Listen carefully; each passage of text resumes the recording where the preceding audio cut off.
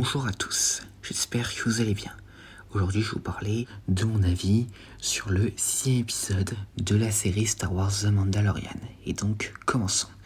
Donc, Bo-Katan Kryze, Din Djarin et Grogu se dirigent vers la planète Plazir 15, où l'ancienne armée de Bo-Katan, désormais dirigée par le dénommé Axe Woves, s'est constituée en mercenaires et ont notamment gardé le vaisseau de Moff Gideon.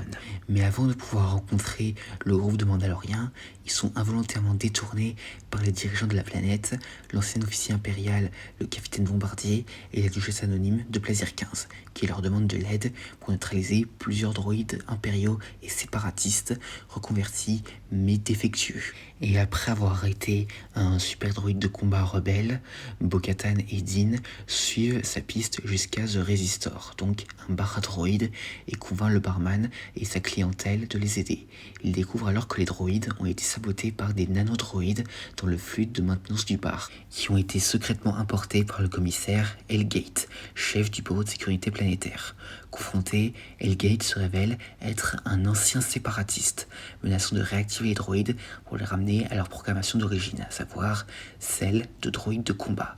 Mais Bo-Katan l'assomme à temps. La duchesse condamne Hellgate, plein de remords, à un exil pénitent sur la lune de Paraquat. Après avoir obtenu une audience avec les corsaires mandaloriens, Bo-Katan défie Axe Woves pour la place de chef et le bat. Woves essaie d'inciter Bo-Katan à défier Din pour le sabre noir, lui disant que le véritable dirigeant de Mandalore devrait posséder l'arme ancienne.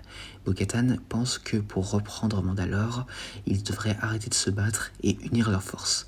Pour aider dans son ascension, Din admet sa capture par le cyborg dans les mines de Mandalore et son sauvetage par Bo-Katan battant son ravisseur. Voyant la vérité de cette révélation, Woves et les autres acceptent que le sabre noir lui appartienne de droit. Le Mandalorien lui confie alors l'arme. Et c'est la fin de cet épisode. Alors, qu'est-ce que j'en ai pensé ? Alors, personnellement, c'est un épisode auquel je n'ai pas trop accroché.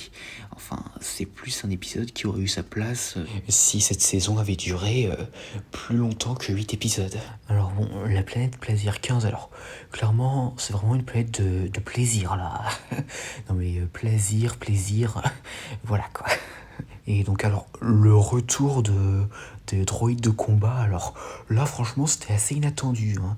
Et ça fait d'ailleurs assez bizarre de voir des droïdes de combat plus d'une dizaine d'années après que la guerre des clones se soit terminée, hein. Et alors surtout la mention au Count Dooku là franchement c'était assez inattendu. Et d'ailleurs par la même occasion on a même une mention indirecte à Anakin Skywalker à ce moment-là. Quand le mec là il dit que le Count Dooku il s'est fait tuer par un Jedi et tout. Et aussi, alors bon, c'est un truc que j'ai oublié de mentionner dans le résumé. En fait, Din Djarin et Bo-Katan, ils vont dans un endroit avec des Ugnaughts. Et là, Din, il dit qu'il est ami avec Quill. Donc ça fait un petit rappel de ce cher Ugnaught qu'on n'avait pas revu depuis la saison 1. Mais comment ça se fait que les Ugnaughts, ils réagissent au nom de Quill ? Non mais c'était une connaissance à eux ou quoi ? Enfin là, ça aurait pu avoir un peu plus d'explications, hein, mais bon. Et pour la cité, alors, clairement, c'est pas sans nous rappeler la cité des nuages sur Bespin, hein, notamment avec la salle à manger qui est très similaire à celle où Dark Vador il accueille les héros dans l'Empire contre-attaque. Et pour le combat entre Bo-Katan et Axe Woves, vraiment stylé, même si bon, le décor, c'est pas franchement celui où on aurait un combat de Mandalorian comme celui-là, mais bon. Et pour la scène où Din remet le sabre noir à Bo-Katan, alors clairement, pourquoi il l'a pas fait avant ? Genre quand Bo-Katan l'a sauvé du cyborg sur Mandalore, ou lorsque elle et Din ont été accueillis dans le clan. Enfin, franchement, c'est un peu bizarre qu'ils aient fait ça seulement maintenant. Et pas, par exemple, dans l'épisode 3 à la fin, ou pendant l'épisode précédent. Et donc à part ça, voilà tout ce que j'ai à dire concernant cet épisode. Pour ce qui est de ma note, ce serait 5 sur 10.